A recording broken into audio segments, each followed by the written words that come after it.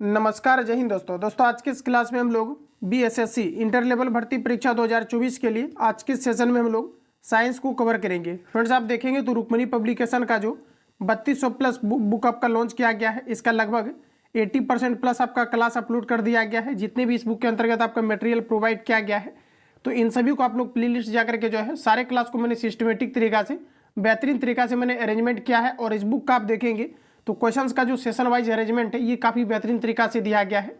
आप बीएसएससी के अंतर्गत अगर बेहतर परफॉर्मेंस करना चाहते हैं 25 में से जो अच्छे कैटेगरी के स्टूडेंट होंगे 25 में 25-20 में बना करके आते हैं, क्योंकि क्वेश्चंस का लेवल आपका बिल्कुल आपके जो है नॉर्मल कैटेगरी के पूछे जाते हैं, ज़्यादा कुछ आपका लेवल नहीं रहता है। बाकी मैथ रीजनिंग आप लोग जो है अलग से क्लियर कर लेना। तो यहाँ पर आप फ्रेंड्स देखेंगे तो 75 में से जो आपका जो है 25 आपका साइंस आपका स्पेशल आपका पूछा जाना है। इसको आज के इस क्लास में हम लोग कवर करेंगे। तो आइए फ्रेंड्स हम लोग क्लास को कंटिन्यू करते हैं और चीज़ों को समझते हैं। तो फ्रेंड्स आज का पहला प्रश्न हमारा दिया गया है, आप देखेंगे तो सबसे पहले हम लोग जो है प्रीवियस ईयर क्वेश्चन पेपर को कवर करेंगे, क्योंकि सेशन वाइज आपका दिया गया है, जिसमें कि पहले आपका प्रीवियस पेपर और इसके नीचे जस्ट बाद आपका जो है मॉडल प्रैक्टिस सेट दिया गया है। तो साथ ही हम लोग जो है कवर करेंगे इसको।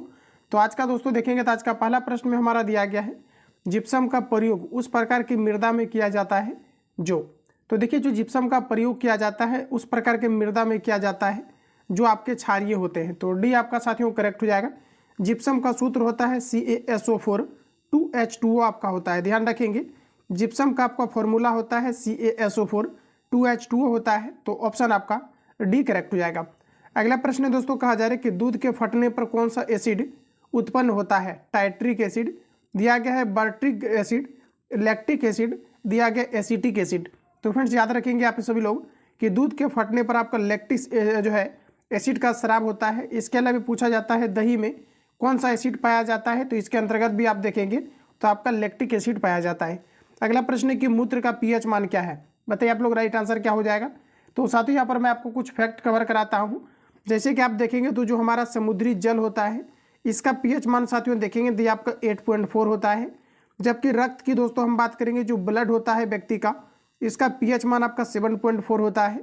जबकि दोस्तों पित्त की बात करेंगे तो पित्त का जो आपका पीएच मान होता है ये आपका 7.7 होता है। इसके अलावा अगर हम बात कर ले थोड़ा कि लार का पीएच मान कितना होता है, तो ये आपका 6.5 होता है। तो इतने पॉइंट को यहाँ से आपको याद रखना है जो एग्जाम के लिए आपका इंपॉर्टेंट है। इसके अलावा साथियों आप देखेंगे तो प्रश्न हमारा कि मूत्र का पीएच मान क्या है, तो ये आपका 6.0 है। ऑप्शन आपका बी करेक्ट हो जाएगा।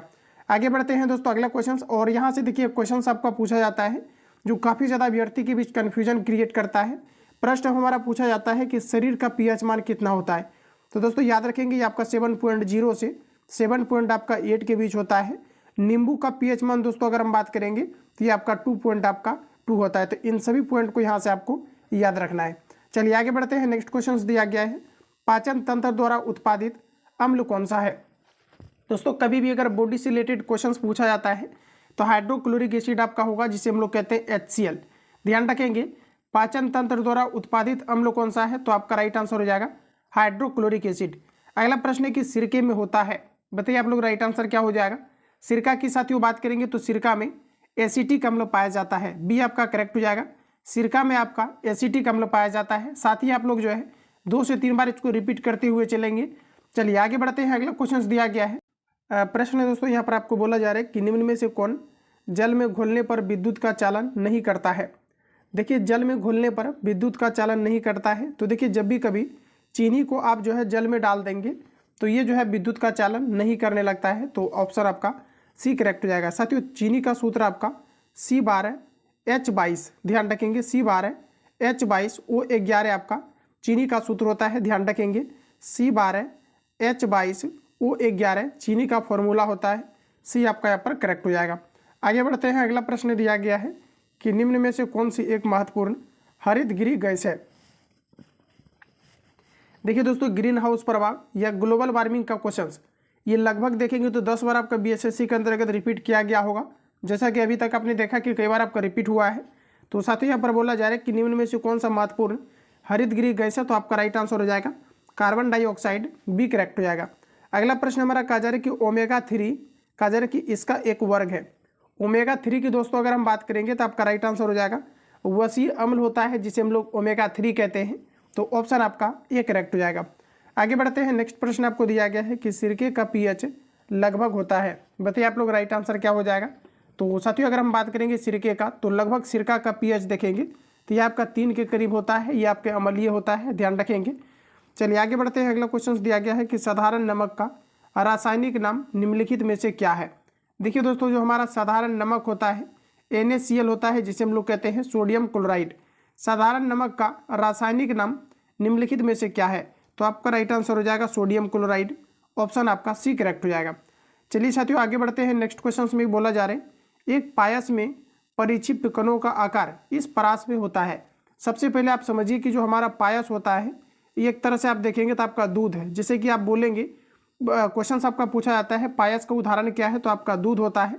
और पायस में जो छोटे छोटे कण जो हमारे दूध में पाए जाते हैं, इसका आकार लगभग कितना होता है, तो अप्रोक्स आप देखेंगे साथियों तो लगभग 1000 से आपका जो है 10,000 एंग्रेस्टम के बीच होता है। ये आपका करेक्ट हो जाएगा। एक एंग्रेस्टम बराबर अगर हम बात करेंगे तो 10⁻⁻10 मीटर के बराबर होता है। तो इस पॉइंट को यहाँ से याद रखेंगे।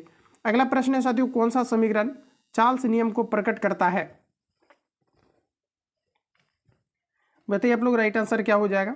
तो देखिए चार्ल्स नियम जो प्रकट करता है, देखिए यहाँ पर क्या है कि सिंपली आपका जो है एक ट्रिक होता है कि चार्ल्स टीवी देख रहा है, तो देखिए टीवी देख रहा है तो टी और भी हो जाएगा और ये आपका डायरेक्टली प्रोपोर्शनल कर देना है। तो इस प्रकार से आपका राइट आंसर हो जाएगा सी करेक्ट हो जाएगा। तो आप इसको याद रखेंगे ट्रिक के जरिए। अगला प्रश्न में दिया गया है कि कहा जा रहा है कि कीट जो है दंश से होने वाली खुजली के कारण होती है। देखिए कीट दंश से होने वाली खुजली के कारण क्या होता है, तो आपका राइट आंसर हो जाएगा फॉर्मिक अम्ल। ये आपका करेक्ट हो जाएगा। फॉर्मिक अम्ल चींटी के डंक में जो है पाए जाते हैं। अगला प्रश्न दोस्तों नेक्स्ट आपको दिया गया है कि कौन सा विटामिन रक्त का थक्का बनाने के लिए आवश्यक है। तो बताइए आप लोग राइट आंसर क्या हो जाएगा। इंपोर्टेंट रहेगा एग्जाम के लिए। तो आपका करेक्ट आंसर हो जाएगा विटामिन के, जो कि थक्का बनाने के लिए जिम्मेदार होता है। विटामिन ए का केमिकल नाम रेटिनोल होता है, विटामिन डी का कैल्सीफेरॉल होता है, विटामिन सी का एस्कॉर्बिक एसिड होता है। फ्रेंड्स याद रखेंगे विटामिन ए सबसे अधिकतम मात्रा में गाजर में पाया जाता है। विटामिन डी सूर्य प्रकाश की उपस्थिति तथा मछली के तेल में पाया जाता है और विटामिन सी आपके आंवला में पाए जाते हैं। तो इतने फैक्ट को यहाँ से याद रखेंगे। अगला प्रश्न दोस्तों कहा जा रहा है कि दो वस्तुओं का द्रव्यमान का अनुपात 1:4 है और इसका आयतन समान है, तो इसके घनत्व का अनुपात क्या होगा, ये आपको पर पूछा जा रहा है। तो देखिए आपका राइट आंसर हो जाएगा 1:4 ही रहता है। ऑप्शन आपका ए करेक्ट हो जाएगा। आगे बढ़ते हैं फ्रेंड्स। अगला प्रश्न हमारा कि कुछ समय तक खुले में रख दिए जाने पर दूध में खट्टापन आ जाता है, जिसका कारण निम्नलिखित कहा जा रहा है कि जिसका कारण निम्नलिखित किसका बन जाना है। तो देखिए इसमें आपका लैक्टिक अम्ल मुख्य रूप से आपका जो है हो जाएगा, यानी कि सी आपका करेक्ट हो जाएगा। अभी जस्ट आपने कवर भी किया हुआ है, दूध का खट्टेपन का कारण है लैक्टिक एसिड। अगला प्रश्न है कि एक वसीय घोल का पीएच मान होता है। देखिए जो हमारा अम्लीय घोल होता है, एक अम्लीय घोल का पीएच मान कितना होता है। तो देखिए आपका क्या है कि सोरेनसन नामक वैज्ञानिक ने एक पीएच स्केल को डेवलप किया है, जिसमें कि 0 से आपका 7 और 7 से आपका 14 तक होता है। 7 से अगर किसी भी चीज़ का अगर पीएच मान अगर कम है तो ये अम्लीय होगा, 7 से अधिक होगा तो क्षारीय होगा और 7 होगा तो उदासीन होगा। एग्जाम्पल के लिए आप देखेंगे तो जल का पीएच मान आपका जो है 7 होता है, जो कि आपके उदासीन होते हैं। तो साथियों बोला जा रहा है कि अम्ल का जो है पीएच मान क्या होगा, तो हमेशा ये 7 से आपके कम होते हैं और इस प्रकार से ऑप्शन हमारा ए करेक्ट हो जाएगा। अगला प्रश्न है कि किसी पात्र में एक दाब तथा ताप पर दो गैसों ए तथा बी के समान आयतन के प्रसारण के समय 4:1 के अनुपात में है, तो गैसों ए तथा बी के अनुभार का परस्पर अनुपात निम्नलिखित में क्या होगा, ये आपको पर पूछा रहे। तो दोस्तों यहाँ पर आपका राइट आंसर हो जाएगा 1:2 आपका जो है 16 हो जाएगा। ध्यान रखेंगे ऑप्शन आपका डी करेक्ट हो जाएगा। आगे बढ़ते हैं फ्रेंड्स। अगला प्रश्न हमारा दिया गया है, कहा जा रहा है कि सोडा लाइम की एक बोतल को गर्दन से पकड़ा गया है और ऊर्ध्वाधर वृत्त में तेजी से घुमाया जाता है। बोतल के किस भाग के निकट बुलबुले एकत्र होंगे, ये आपको पर पूछा रहा है। ये अपने तर्क के अकॉर्डिंग आप सभी लोग इसका आंसर करेंगे। तो साथियों याद रखने कि जो सोडा लाइम का एक बोतल होता है गर्दन से पकड़ा जाता है, मतलब उसका गर्दन पकड़ा गया है और ऊर्ध्वाधर तेजी से कहा जा रहा है कि ऊर्ध्वाधर वृत्त में तेजी से घुमाया जाता है।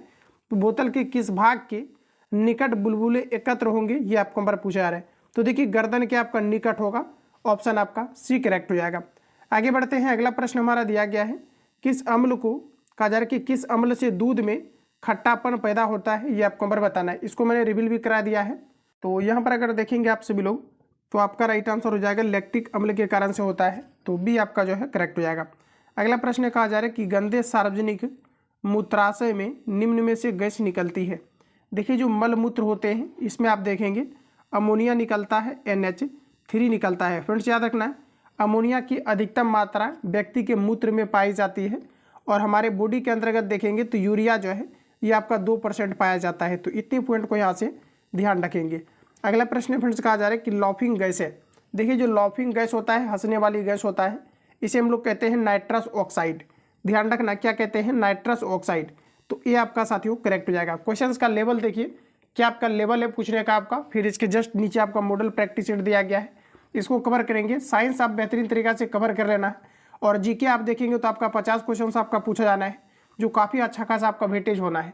तो जीके का सिलेक्टिव क्वेश्चन आपको प्रोवाइड किया जा रहा है कंप्लीटली ग्रुप पर। तो फ्रेंड्स आप सभी लोग जो अभी तक ग्रुप से ऐड नहीं हुए हैं ग्रुप से ऐड हो जाइए। इसमें टारगेट बेस का कंप्लीटली मटेरियल आपको प्रोवाइड किया जा रहा है प्लस सिलेक्टिव क्वेश्चन, क्योंकि टारगेट ही हमारा है 75 में से कम आपको 50 अटेम्प्ट लेना है। इधर उधर मैथ और रीजनिंग आपको जो है बेहतरीन तरीका से तैयारी कर लेना है जहाँ से भी आप लोग कर रहे हो। तो क्या है कि आपका बेहतर आपका परफॉर्मेंस आपका रहेगा प्रीलिम्स में।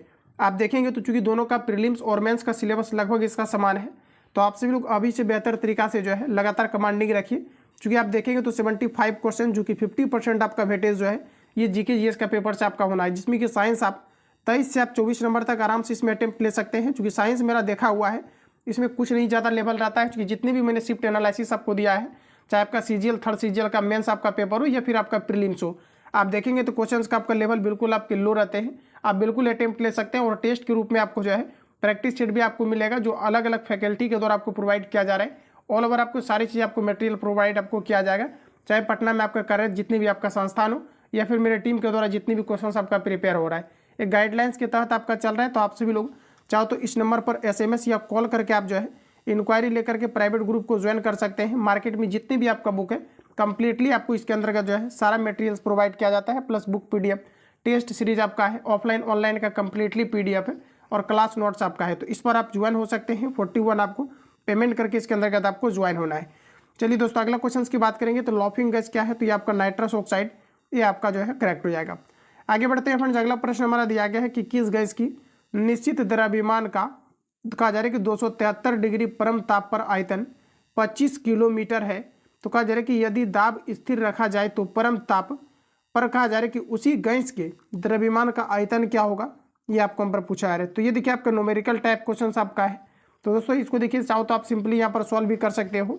इसका देखिए हमारा फॉर्मूला जो होता है V1 अपॉन आपका T1 होता है और बराबर आपका V2 अपॉन आपका T2 होता है।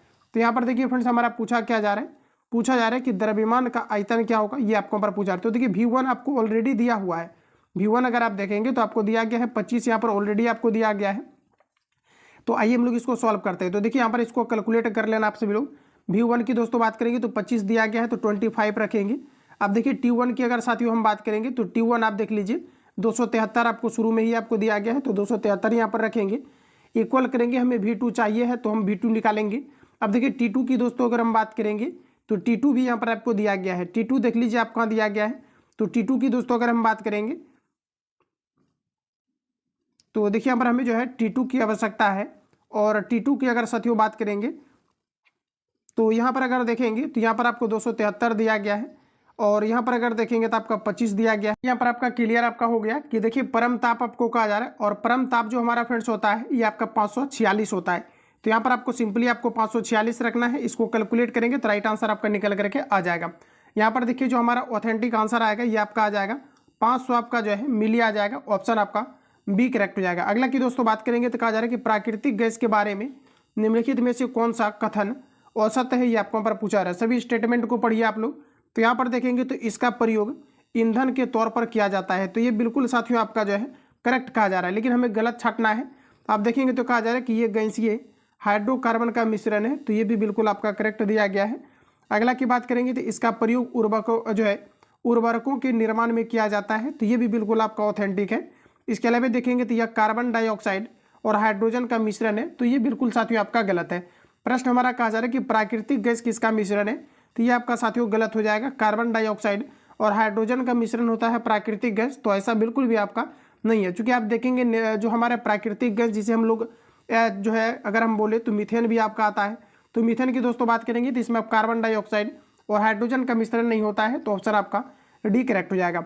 अगला प्रश्न दिया गया है कि निम्न में से कौन सा धातु ऑक्साइड सबसे कम क्षारीय है, ये आपको नंबर पूछा जा रहा है। तो आपका राइट आंसर हो जाएगा मैग्नीशियम हाइड्रोक्साइड, जिसे मिल्क ऑफ मैग्नीशिया कहा जाता है, ये आपका करेक्ट हो जाएगा। आगे बढ़ते हैं, अगला क्वेश्चन हमारा नेक्स्ट में दिया गया है। प्रश्न साथियों कहा जा रहा है कि निम्नलिखित में से किस अम्ल के एकत्रित होने से मांसपेशियों में थकान होती है। बताइए आप लोग राइट आंसर क्या हो जाएगा। तो ये हमारा करेक्ट आंसर हो जाएगा लैक्टिक अम्ल, बी करेक्ट हो जाएगा। निम्नलिखित ऑक्साइडों के अम्लीय गुण का सही क्रम है, इसको देखिए आपको ध्यान में रखना है। तो यहाँ पर अगर देखेंगे तो सबसे पहले हमारा आ जाएगा N2O5 आ जाएगा, जो कि सबसे अधिक आपका जो है अम्लीय गुण को प्रदर्शित करता है। फिर आप देखेंगे तो आपका SO2 आपका हो जाएगा, फिर कार्बन डाइऑक्साइड और फिर हमारा जो है कार्बन मोनोऑक्साइड हो जाएगा। तो इस प्रकार से डी करेक्ट हो जाएगा। मानव रक्त का पीएच मान कितना होता है, अभी रिसेंटली मैंने आपको कवर कराया है। मानव रक्त का पीएच मान 7.4 होता है, तो डी आपका करेक्ट हो जाएगा। अगला प्रश्न दिया गया है कि गैस के अणुओं की औसत गतिज ऊर्जा सीधे अनुपातिक है। गैस के अणुओं की गतिज ऊर्जा सीधे अनुपातिक है, किसका अनुपातिक है। तो आपका राइट आंसर हो जाएगा ये किसका अनुपातिक है साथियों, तो ये आपका जो है टेम्परेचर का अनुपातिक होता है, बी करेक्ट हो जाएगा। अगला प्रश्न कहा जा रहा है कि एंट्रोपी की इकाई है, इंपोर्टेंट रहेगा। एंट्रोपी की इकाई क्या है, तो आपका राइट आंसर हो जाएगा जूल पर केल्विन पर मोल, यानी कि डी हमारा करेक्ट हो जाएगा। ध्यान रखेंगे आप सभी लोग, कहा जा रहा है कि एंट्रोपी की इकाई है तो जूल पर केल्विन पर मोल, ऑप्शन हमारा डी करेक्ट हो जाएगा। अगला प्रश्न दिया गया है कि CaH2 में हाइड्रोजन की ऑक्सीकरण अवस्था है। बताइए आप सभी लोग राइट आंसर इसका क्या हो जाएगा। प्रश्न में हमारा कहा जा रहा है कि CaH2 में हाइड्रोजन की ऑक्सीकरण अवस्था क्या है, ये आपको हमारा पूछा जा रहा है। तो देखिए दोस्तों, यहाँ पर अगर देखेंगे तो इसको आप लोग अगर कैलकुलेट करना चाहते हो तो कर भी सकते हो। यहाँ पर आप देखेंगे तो सिंपली यहाँ पर देखिए क्या हो जाएगा आपका हाइड्रोजन का कितना हो जाएगा आपका, तो 2 यहाँ पर आपको दिया गया है। इसके अलावा फ्रेंड्स अगर देखेंगे आप सभी लोग तो यहाँ पर देखिए हमें निकालना किसका है, पूछा जा रहा है कि हाइड्रोजन की ऑक्सीकरण अवस्था क्या है, ये आप सभी लोगों को पूछा जा रहा है। तो यहाँ पर देखिए आपका हाइड्रोजन की ऑक्सीकरण अवस्था निकालना है। तो सिंपली हमें यहाँ पर क्या करना है कि जो H2 आपको दिया गया है, इसका जो ऑक्सीकरण आपका संख्या होता है ये आपका 1 होता है। ध्यान रखेंगे इसका कितना होता है, तो ये आपका 1 होता है। तो देखिए जैसे कि हमें हाइड्रोजन का निकालना है, सपोज दैट, इसको देखिए क्लियर आपको समझना है कि अगर आप साइंस स्ट्रीम से अगर आपने +2 वगैरह किया है तो आपका क्लियर होगा, या फिर अगर आप साइंस के स्टूडेंट हैं तो ये आपका क्लियर हो जाएगा। आप देखेंगे तो यहाँ पर सबसे पहले हम कैल्शियम की अगर हम बात करेंगे, क्योंकि इस क्वेश्चन में डिटेल आपको समझना ही पड़ेगा। आप देखेंगे तो कैल्शियम का परमाणु क्रमांक 20 होता है, इसका कॉन्फिगरेशन लिखेंगे तो 288 और ये आपका 2 होगा। तो यहाँ पर क्या है कि 2 इलेक्ट्रॉन ये किसी को भी डोनेट कर सकता है, तो इसका ऑक्सीकरण आपका हो जाएगा 2। हाइड्रोजन की दोस्तों अगर हम बात करेंगे तो हाइड्रोजन का जो परमाणु क्रमांक होता है ये आपका 1 होता है, और ये किसी को डोनेट करके जो है धन आयन बनाता है। तो देखिए हाइड्रोजन का ही हमें पूछा जा रहा है, तो हाइड्रोजन का आपको x मान लेना है, और x इंटू इसका संयोजकता के साथ होगा तो ये आपका हो जाएगा 2x। इक्वल में आपको यहाँ पर 0 लेकर के आपको चलना है। आइए हम लोग इसको कैलकुलेट करते हैं। तो देखिए 2x बराबर आपका -2 हो जाएगा, ये आपका कैंसिल आउट होगा, तो x बराबर आपका -1 हो जाएगा। अब देखेंगे तो यहाँ पर आपका जो राइट आंसर हो जाएगा ये आपका -1 हो जाएगा, ऑप्शन सी करेक्ट हो जाएगा। आगे बढ़ते हैं फ्रेंड्स, अगला क्वेश्चन कहा जा रहा है कि डैश व डैश प्रमुख ग्रीन हाउस गैस है। देखिए ग्रीन हाउस गैस की अगर हम बात करेंगे तो ये आपका जो है कार्बन डाइऑक्साइड और मीथेन जो होता है ये ग्रीन हाउस प्रभाव होते हैं, ऑप्शन हमारा बी करेक्ट हो जाएगा। यहाँ से आपका मॉडल प्रैक्टिस सेट आपका शुरू होता है। तो मॉडल सेट का हमारा पहला प्रश्न कहा जा रहा है कि फिटकरी इसका एक उदाहरण है। देखिए साथियों फिटकरी की अगर हम बात करेंगे तो फिटकरी आपका जो है द्विक लवण होता है, डी आपका करेक्ट हो जाएगा। देखिए याद रखना कई बार यहाँ से फिटकरी का सूत्र पूछा जाता है, तो याद रखेंगे जो है आपका K2SC4Al2, याद रखेंगे SO4 का आपका होल 3 इंटू आपका जो है 24 H2O आपका होता है, जिसे हम लोग फिटकरी कहते हैं। तो ऑप्शन आपका डी करेक्ट हो जाएगा। फिटकरी का फॉर्मूला नोट डाउन करना है। अगला प्रश्न है कि सभी एसिड के लिए आम तत्व है। देखिए साथियों जितने भी एसिड होते हैं, अम्ल होते हैं, इन सभी के लिए हाइड्रोजन कंपलसरी होता है। नेक्स्ट प्रश्न कहा जा रहा है कि अम्लीक के आधार पर कौन सा सही है, ये आपको यहाँ पर पूछा जा रहा है। ऑप्शन आपके सामने दिया गया है, बताइए आप लोग राइट आंसर क्या हो जाएगा। अम्लीक के आधार पर कौन सा सही दिया गया है, तो दोस्तों आपका राइट आंसर हो जाएगा जो है आपका निस्ब भारविक किरण दर्शाता है, ऑप्शन आपका ए करेक्ट हो जाएगा, ध्यान रखेंगे।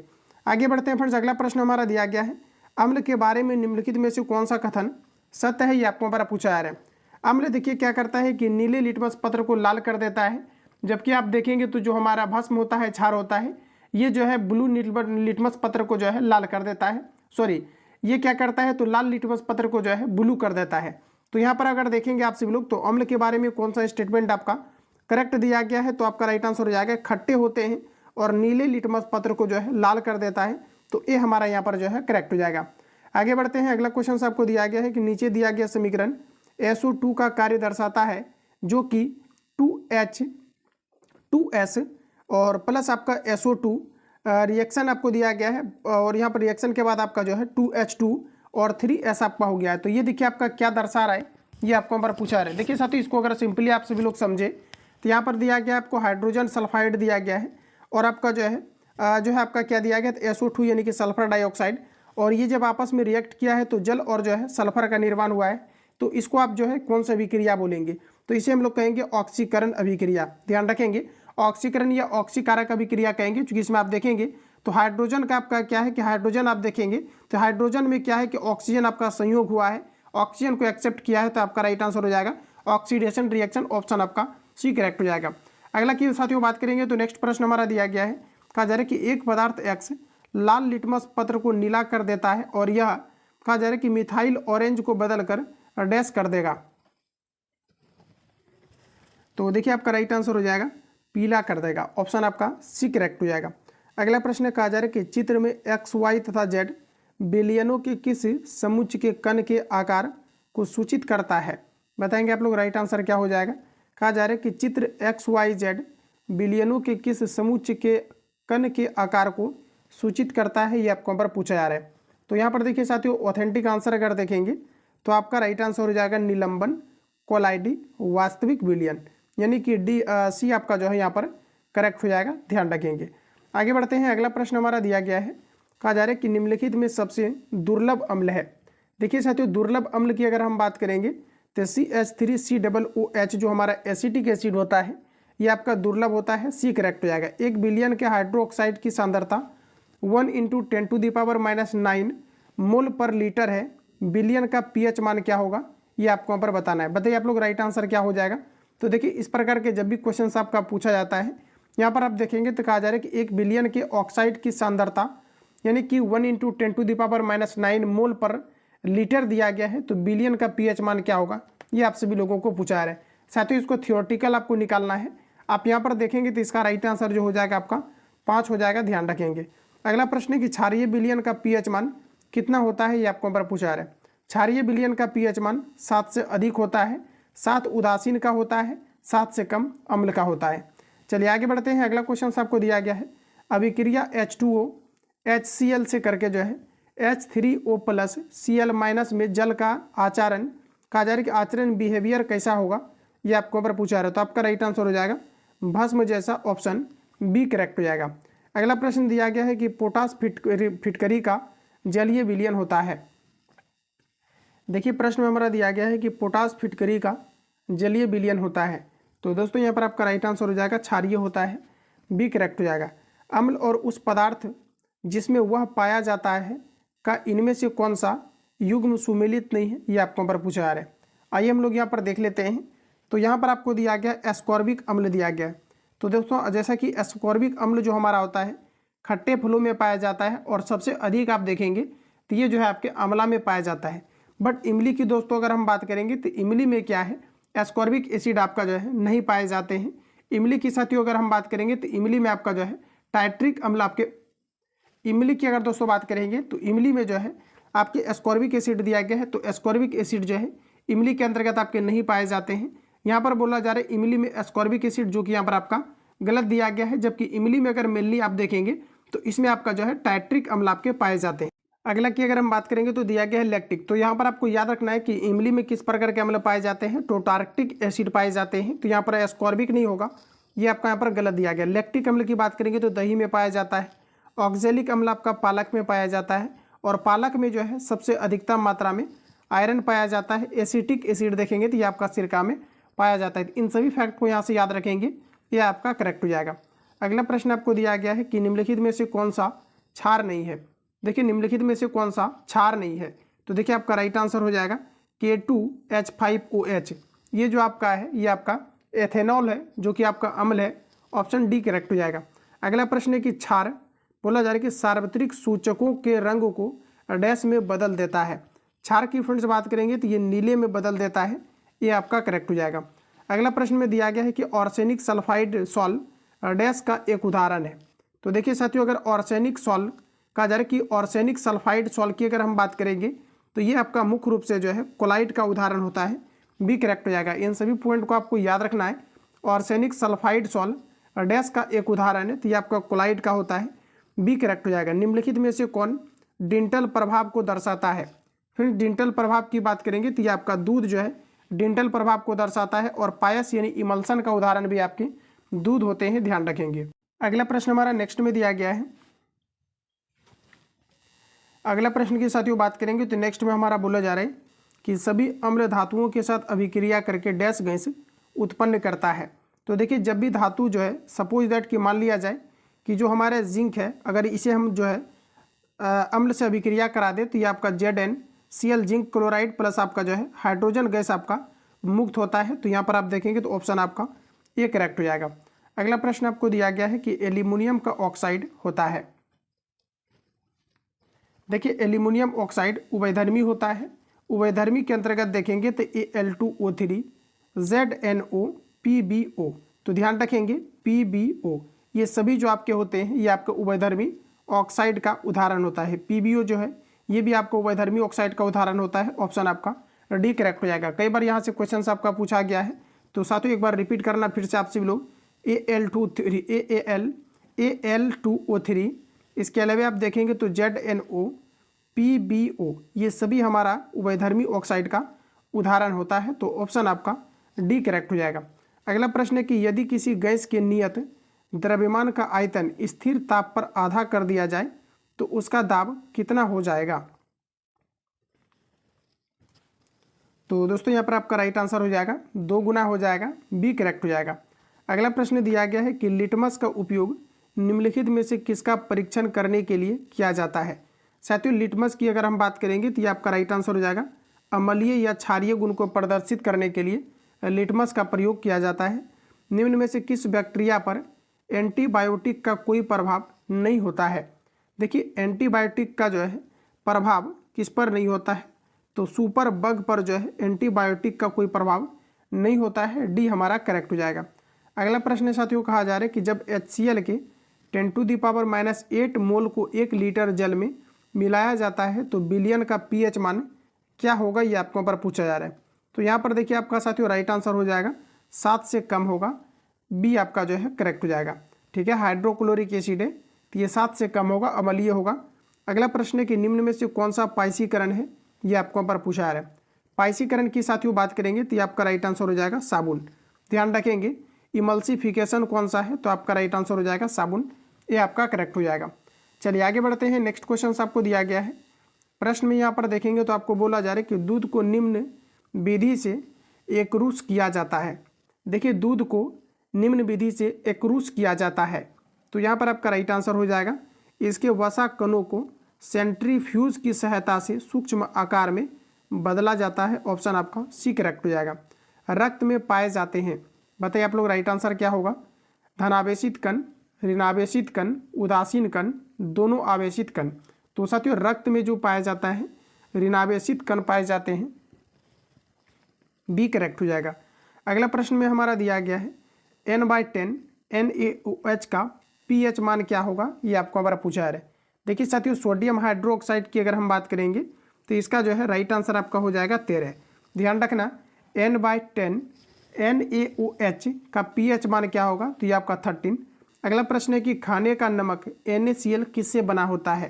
NaCl जो है आपका साथियों NaCl ये आपका सोडियम क्लोराइड होता है, और यहाँ पर देखेंगे तो एक मजबूत अम्ल और एक मजबूत क्षार से बना होता है, ये आपका करेक्ट हो जाएगा। रिपीट कर लेना, जो हमारा NaCl सोडियम क्लोराइड होता है एक मजबूत अम्ल और एक मजबूत जो है क्षार से बना होता है, तो ये आपका यहाँ पर जो है करेक्ट हो जाएगा।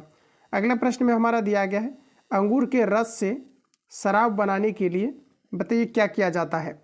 देखिए, अंगूर के रस से शराब बनाने के लिए वायु आवश्यक नहीं होता है। ध्यान रखना, ऑप्शन आपका बी करेक्ट हो जाएगा, तभी इसका प्रॉपर तरीका से किण्वन हो पाता है, तो बी आपका दोस्तों करेक्ट हो जाएगा। अगला प्रश्न में हमारा दिया गया है, कहा जा रहा है कि इच्छू शर्करा से संश्लेषित सिरके में होता है। तो राइट आंसर आपका हो जाएगा एसिटिक अम्ल होता है, सी आपका करेक्ट हो जाएगा। तो साथियों आज के सेशन में टोटल आपका 62 क्वेश्चंस को इंक्लूड किया गया था, जो कि कम्प्लीटली एक सेशन में आपका, तो इसको मैंने जो है कवर करा दिया है। बाकी जो आपका इस बुक का सेट आपका बचा हुआ है बेहतरीन तरीक़ा से आप सभी लोगों को प्रोवाइड किया जाएगा। बाकी वीडियो से संबंधित किसी प्रकार का सुझाव, डाउट, संशय हो तो आप कमेंट बॉक्स में अपना फीडबैक देंगे। जो लोग चैनल पर पहली बार विजिट किया है चैनल को सब्सक्राइब करके बेल आइकन को प्रेस कर लेना, क्योंकि जब भी क्लास अपलोड हो नोटिफिकेशन आपको टाइम टू टाइम मिलते रहे। मिलते हैं साथियों नेक्स्ट क्लास में, तब तक के लिए जय हिंद, बेस्ट ऑफ लक।